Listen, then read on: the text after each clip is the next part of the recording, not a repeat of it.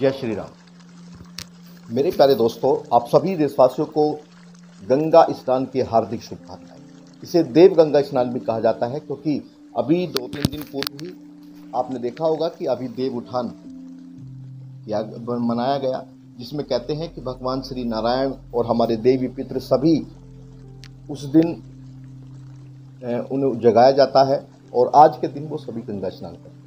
दोस्तों, इसका एक प्रचलन है। ये कब से मनाया जा रहा है, क्यों मनाया जाता है?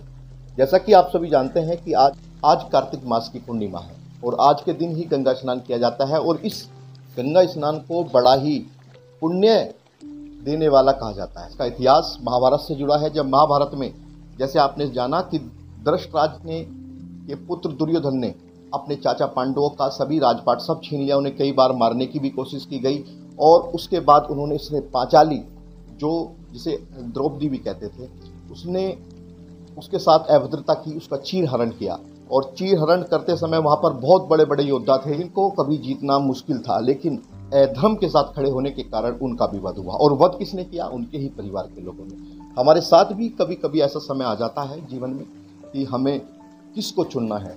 एक तरफ धर्म होता है, दूसरी तरफ अपने ही परिवार के लोग। तो दोस्तों, हमें चुनना चाहिए धर्म को, क्योंकि धर्म के साथ रहने वाले हमेशा विजय होते हैं और धर्म है तो हम हैं। उसके बाद कुरुक्षेत्र में हरियाणा में युद्ध हुआ और युद्ध में सभी अपने ही लोगों को जो अधर्म के साथ थे, वो अपने नहीं थे, वो अधर्मी थे, तो उनका वध कर दिया गया। और वध करने के बाद पांडवों को बहुत ज़्यादा ग्लानि हुई।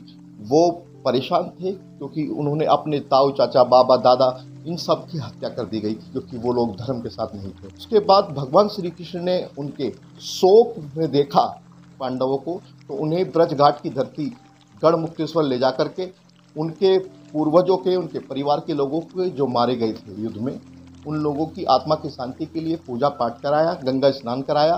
और तब से ही ये गंगा स्नान एक ऐसा माना जाता है कि एक बार आज के दिन जो गंगा स्नान करता है वो पूरे वर्ष गंगा स्नान करने का फल लेता है। उनके पूर्वजों को, उनके जो देवी, उनके देवगण, पितृगण होते हैं, उन्हें उसका फल मिलता है, मोक्ष की प्राप्ति होती है। तो दोस्तों, अब हमें भी यही चुनना है कि हम किसके साथ हैं। हम भी ऐसे ही जैसे भीष्म पितामह बड़े बड़े योद्धा सामने बैठे थे लेकिन चीरहरण नहीं रोक पाए, तो ऐसे ही आज हम भी समाज में ऐसी चीज़ें देखते हैं। किसी की हत्या होती है, किसी के साथ कुछ गलत होता है तो हम वीडियोग्राफी करते हैं, हम उसका साथ नहीं देते। तो मेरा दोस्तों, आप लोगों से केवल ये अनुरोध है कि हमेशा धर्म के साथ खड़े रहिए और अगर आपको चुनने का कभी अवसर मिले तो धर्म को चुनिए, चाहे उसमें अपने घर का हो या बाहर का हो।